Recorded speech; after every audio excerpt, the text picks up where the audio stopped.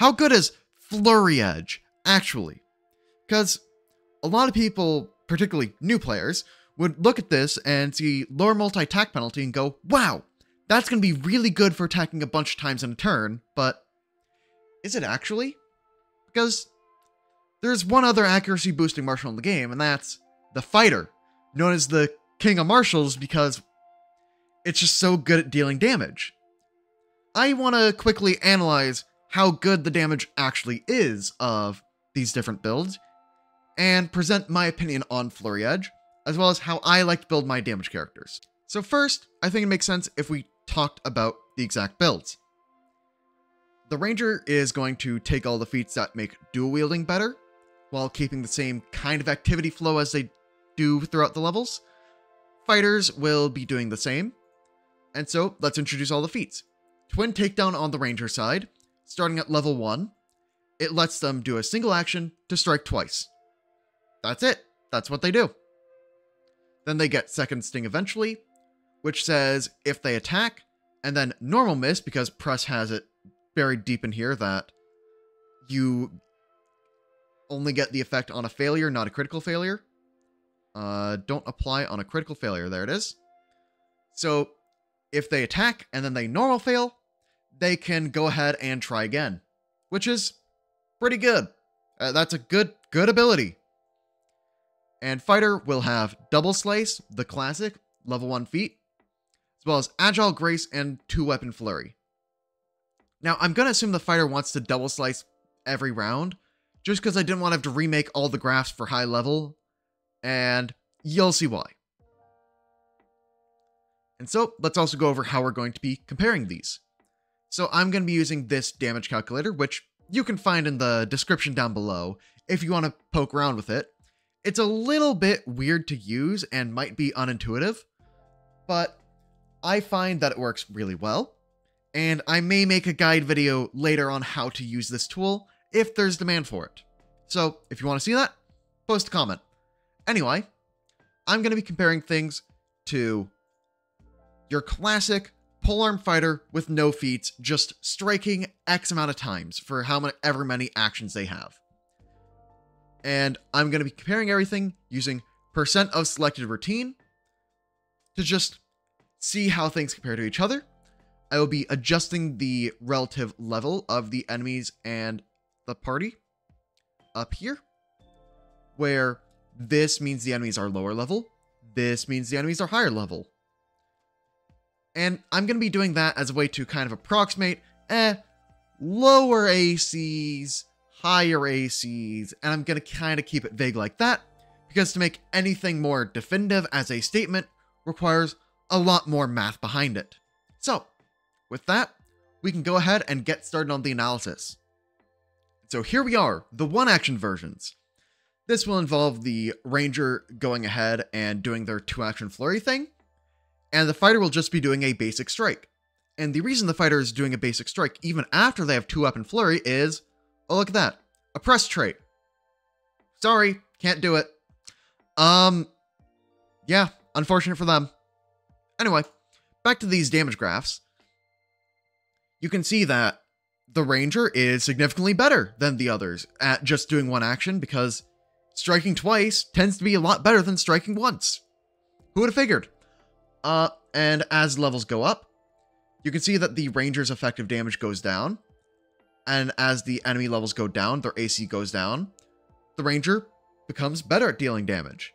So if a lot of buffs are on your side, and that's able to pump your accuracy up a lot, suddenly Ranger's looking pretty good. Alright, so for the 2-action version, I actually did lie. I am going to include the Fighter getting their new toy at 14, have that come into their strategy, because that has significantly boosted their damage. And you can look at this, and you can see Ranger here in the early game, pretty lockstep with Fighter in general. Fighter dual wield, pretty similar to the Ranger. This is just double slicing, and it stays close in damage to just swinging twice with the D10 weapon. Then you have Fighter just making 3 attacks, making use of that 2-weapon flurry and that Agile Grace, with just a couple D6 weapons and that is starting to become a really good strategy. Where the Flurry Ranger, yeah, they're doing well as well because Second Sting is a pretty good ability. And I do want to highlight the low levels for a little bit. And here we are. You can see that the dual wield builds for the 2 actions actually fall below the baseline of just attacking twice with a polearm weapon. So in the early game, just having a big enough damage die can really make these dual wielders not look that great because you're able to just bop, bop, and you're doing more damage per hit. So this makes sense. You can do more with that. So in the early game, I'd much rather have a polearm weapon. Where in the later game, I'm going to say levels 11 to 20 just to have the graph pop up. You can see that their new feats and their new toys let them get 20% better than the polearm character just attacking twice with no feats. Yeah, I'm not too impressed by this much more damage considering how much more utility the reach character could have, but you know, whatever. You do get a damage increase as these dual wielder characters. Me coming in here from the editing booth, that I want to remind you that the baseline that I'm talking about does not involve any feats. Because there are some feats that boost the damage of those 2-hand weapon characters. Because you have things like Swipe, that will let you get 2 attacks off at full accuracy. You have Quick Reversal, where if you're flanked, you can cheat actions to get more attacks out. And this is better when you have a larger damage die because it's just extra attacks without caring about the weapon. You can get stuff to give you more reactions, which is better if you have a big reach weapon that does good damage. You can get stances that have you be better at doing stuff with your reactor strikes at those higher levels. And you also get extra Whirlwind Strike as your big level 14 booyah, my damage is now massive, I want to pump a bunch of actions into it type thing. So it's probably more competitive in its baseline action usage than this would really show. I just wanted to remind everybody that because it's important to keep in mind my baseline is just basic striking. And I should also mention how it works with levels increasing, decreasing, enemy ACs increasing, decreasing. As the enemy ACs get better, a lot of the graph actually shrinks down to do similar damage to each other. You can see how the fighter dual wielder starts to peak up above, and everything else kind of stays where it was. As levels go down, you can see fire dual wielder and the D10 fighter are just kind of hanging out down there. And I will say that this might be a little bit deceptive because against foes that are significantly lower level and thus have significantly lower ACs, they will be dying more often, so rangers might not be able to fully spike up their damage output. And the fighter's activities that have them strike so many times into the same target also won't work. So the D10 fighter's consistency is actually going to be very valuable here, if we're looking at it from that lens. But yeah, that's what the math says. And now, from this graph, you can see why people say, generally, it isn't a good idea to strike a third time. Because you can look at how much damage you're losing if you're not built for striking multiple times versus the builds that are. So you can see down here, the 3-action fighter is just the baseline at the bottom. That's the polearm fighter. And you can see Flurry Ranger is actually performing slightly worse than the fighter, even before the fighter gets its cool feats up. And the Ranger's cool feats aren't quite as good once you're starting to flurry out those 3 actions, which is not what I was really expecting going into this experiment. As level differences get higher, you can see Ranger actually gets better at these higher levels. As the enemy ACs get higher, which is the inverse of what we've seen this entire time. And as the ACs get lower, fighters start to pull away even further because now they're making a bunch of attacks at high multi-attack penalty because they're now 2-weapon flurrying after their big strikes. at these lower levels, you can see fighters ahead. At higher levels, fighters still ahead. At lower levels, it flips around and ranger comes ahead. But again, that's when swapping targets becomes more valuable. So if you look purely at these damage graphs, you could reach a pretty reasonable conclusion that Flurry Ranger just might not be all that. It doesn't have as good of damage. And some people might be fine leaving it there, but I'm not. So, now, how do I make Flurry Edge actually good? And for that, I'm going to ask us to think about when is Flurry Edge better than Fighter's Accuracy, and when is the inverse? And, well, the gist of it is, fighters are better on the first attack of the turn, about equal for the second, and worse for the third. So, what can we do to lower that gap? And, well, if rangers are worse on that first attack, why don't we have them do a trip on that first attack? You know, fighters and rangers, they're equal accuracy when using athletics maneuvers, so a trip, perfectly fine. And there are D6 agile trip weapons. Those do exist. So you can just pick up one of those. Mind you, a lot of them are uncommon, but they're also D8 trip weapons. You can find a way to get a trip weapon. You could even use a gauntlet if you have to. Gives you the option to grapple as well. But anyway, you grab one of those trip weapons, you trip them, then you do your flurry. Now they're on the ground. You've disabled some of their action economy. You've supported yourself. You're now pretty much equivalent to a fighter's later attacks. It sounds like that's how it should be done. It isn't about just mindlessly attacking into it as many times as you can. It's about using other things with attack trait that applied abilities that then let you set yourself up for damage and set your party up for success. So I'd actually argue Flurry Ranger, when played optimally, is built as a utility character. Maybe even going to Wrestler archetype and getting things like Combat Grab, because you're going to be combat grabbing at near fighter accuracy if they're your hunted prey.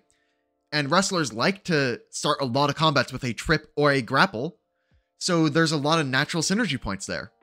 You won't be using anything like Twin Takedown or Second Sting if you're doing the wrestler options, but there's a lot of synergy there, and nobody really points that out. And I'm going to let you in on another secret. I don't even like normal dual wielders for damage. Because if I go back to the graphs, you look at the 2 actions, because I find that a lot of the time I'm spending 2 actions to attack. And I look at the D10 character. What % of fights do you think you're going to be getting off an extra, full accuracy attack due to having a reach weapon, due to denying the space, due to having an enemy cast a spell in your area? How often do you think that happens? Put a % on it. If I say half the time I think my reach will let me get a reactive strike that I wouldn't have had otherwise, I add 30% to this baseline, and doop, suddenly, oh look, I'm now at the peak of what the 2-action Flurry Ranger was doing. I am now going to be over here, adding another 30%. I'm going to be above where Flurry Ranger is against on level foes. I'm going to be, again, above them against boss fights. Like, reactive strike is good.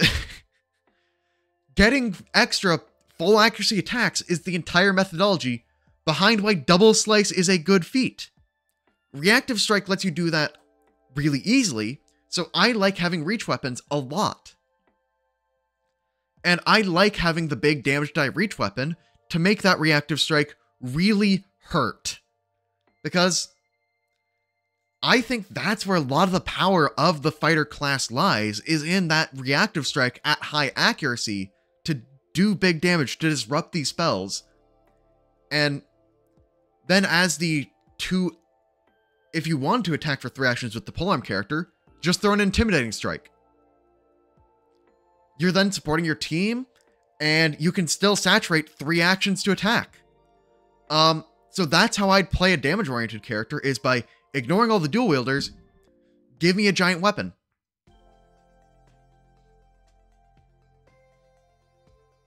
Another advantage of the big weapon strat is when you're knocked out, you drop all your stuff. That means a dual wielder needs to spend extra actions picking up weapons, 1 per weapon, 2 actions, action to stand, oh, that's your turn, where the polearm character might be able to stand, pick up their polearm, and still make a strike. So, I think that the polearm characters have a better time in general in actual adventuring scenario. So I'd recommend playing Flurry Rangers as mild supports where you go for trips a lot.